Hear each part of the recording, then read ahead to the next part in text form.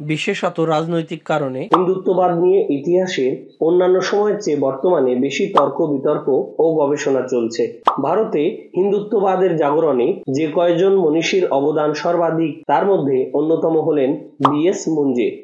বালাকৃষ্ণা শিবরাম মুঞ্জে হিন্দু মহাসভার নেতা ছিলেন। ঋগ্বেদী ব্রাহ্মণ পরিবারে জন্ম তার। মহারাষ্ট্র ও কর্ণাটকের উত্তরাংশে ব্রাহ্মণের এই সাবকাস্টের প্রধান আবাস।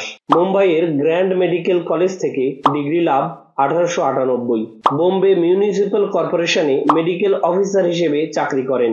মহাত্মা গান্ধীর রাজনীতির ধর্মনিরপেক্ষতা ও অহিংসাকে অগ্রহণযোগ্য মনে করে বাল গঙ্গাধর তিলকের মৃত্যুর পর 1920-তে কংগ্রেস ত্যাগ করেন তিনি।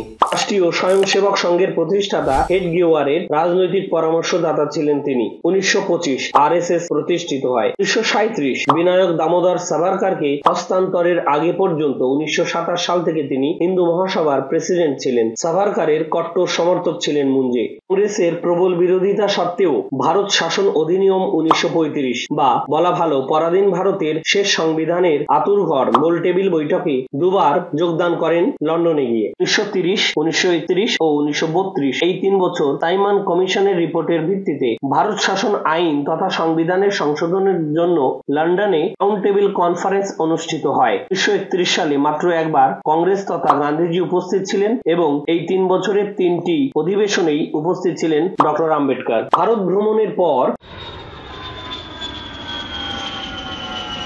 1931 15 থেকে 24 মার্চ তিনি ইতালির ফ্যাসিস্ট প্রধানমন্ত্রী বেনিটো মুসোলিনির সঙ্গে সাক্ষাৎ করেন। ইতালিতে তিনি একাডেমিয়া দেল্লা ফার্নেসিনা ও অন্যান্য সামরিক স্কুল পরিদর্শন করেন। ন্যাশনাল ফ্যাসিস্ট পার্টির যুব সংগঠন ওপেরা ন্যাজিওনাল বেলিল্লা দেখার পর তিনি খুব প্রশংসা করেন। মুঞ্জে তার ডায়েরিতে লিখেছেন, যদিও পূর্ণতা ও উচ্চতায় পৌঁছয়নি তবুও মুসোলিনির ধারণায় সম্মত হয়ে ইতালিতে সামরিক বিভাগ যেন নবজন্ম লাভ করেছে। ভারতীয়দের মতোই সাধারণত শান্তিপ্রিয় ও অসামরিক জাতি ইতালিবাসী। ভারতের মতোই যুদ্ধ চর্চার বিপরীতে শান্তি ও শিল্পতেই তাদের প্রকৃতির প্রকাশ। অনন্যপায় হয়ে মুসোলিনি বেনিল্লা সংগঠনকে সামরিক শক্তিতে দৃঢ় প্রত্যয়ী হতে রাজি করিয়েছেন। তীব্র আকর্ষক ফ্যাসিজম স্বতঃস্ফূর্ত প্রাণশক্তির মাধ্যমে জনগণের মধ্যে ঐক্যবোধ এনেছে।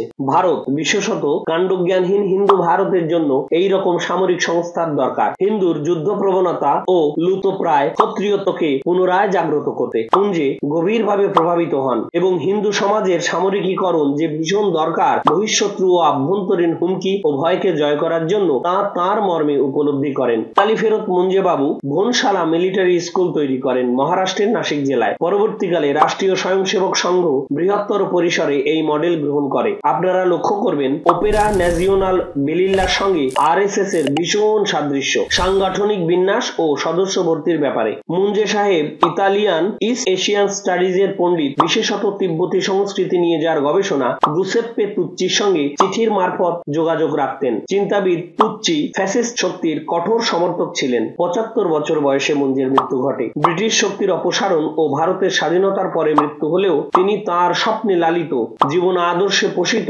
সামরিক হিন্দু ভারতের উত্থান দেখে যেতে পারেননি।